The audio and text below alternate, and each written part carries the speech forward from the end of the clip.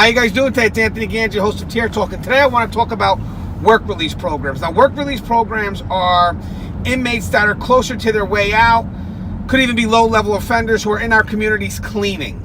Basically, litter details, doing landscape work.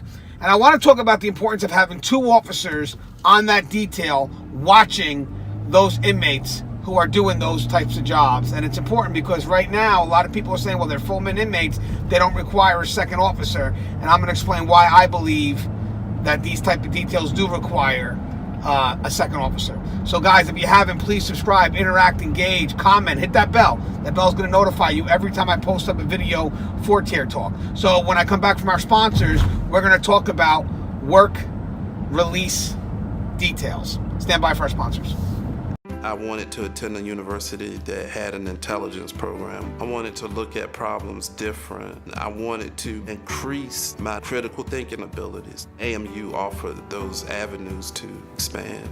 Obtaining your degree as an adult, you're actually paying yourself and investing in yourself. You can't put a dollar on it, it's priceless. It's something that can never be taken away from you. American Military University. Learn from the leader.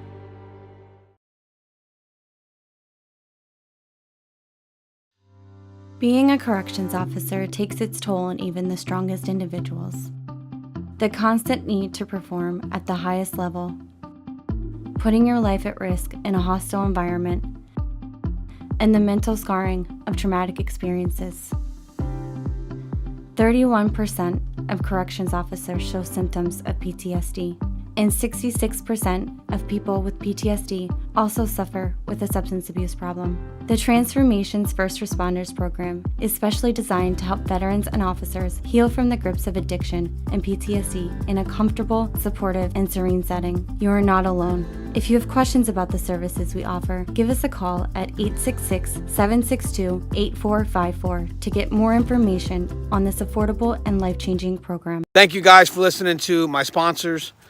You know, when we're talking about community work details, we're talking about details that come from the facility, but the inmates that are on those work details are usually low-level offenders or those that have done a bulk of their time that have been classified in some form as full-min inmates. So these inmates are inmates that require minimal supervision, at least while they're behind the wall, and least restrictions. Okay, and again, how they're classified or vetted really keeps in mind the fact that these are inmates that do not pose a threat to the community as well as other inmates. And their history should be looked at. They should be looked at to see if there's any concerns that can stop them from being on a work detail, even something as simple as a restraining order, or if they're in a facility that's close to the victims' families, you know. But again, it's a system that's properly vetted, should be properly vetted. Unfortunately, right now, when you look at these work release programs and you see that there's a bunch of escapes, I've noticed that there was a series of escapes coming out of North Carolina. I always question how many officers were on that work detail watching those inmates. And again, I'm not talking specifically about North Carolina here because I didn't follow up on those specific escapes. I just looking at it as a bigger picture, and I went around asking, hey, when you guys have a work release detail, so a work release that's going into the community, how many officers do you have watching those inmates? And management was quick to say we only have one. We only need one because these are full-men inmates. But the front line's going to come back up and say, well, wait, we should have more than one. You know, we should have at least two. And I'm going to agree with the front line, as always. I'm going to agree with them again because you should have at least two sets of eyes on those work details. And the reason why is one set of eyes will focus on the inmates, but the other set focuses on the community. You know, besides, you know, a lot of people say that when we're out there in the community, we're protecting the public from the inmates. And that's part of our responsibility, a good portion of that responsibility. But we also have a responsibility to protect those inmates, to protect any threat from the community that may want to get to those inmates. We also want to prevent potential escapes. So that's a good eye to keep on the community in case there's any aid or contraband, in case someone from the community decides to run up and sneak some contraband to one of our inmates. You know, so it's always good to have that second set of eyes because that second set of eyes can focus on the community. Make sure there's no threats that can come from the outside in.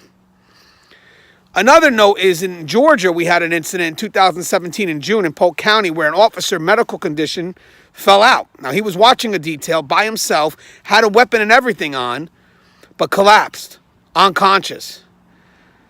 6 inmates saved that officer's life.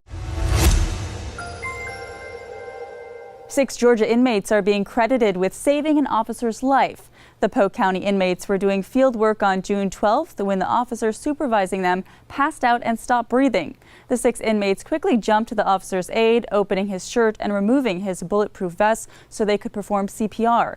Meanwhile, one of the inmates grabbed the officer's cell phone and called 911. The officer ended up making a full recovery and has already returned to work. Polk County Sheriff Johnny Moats praised the inmates, telling Time magazine, quote, "They could have taken the gun, got the work van, and gone." One of the inmates, Greg Williams, told WXIA, quote, "It wasn't about who was in jail and who wasn't. It was about a man going down, and we had to help him." As a token of gratitude, the inmates' sentences are being cut by 25%. For United News International, I'm Mila Uni. You know, a surface level, great story. 6 inmates saved the lives of 1 correctional officer. Great story. Cover story, great story. Surface, great story. But there's a risk. This officer fell out and he had a weapon on him. What would have happened if the story went the other route?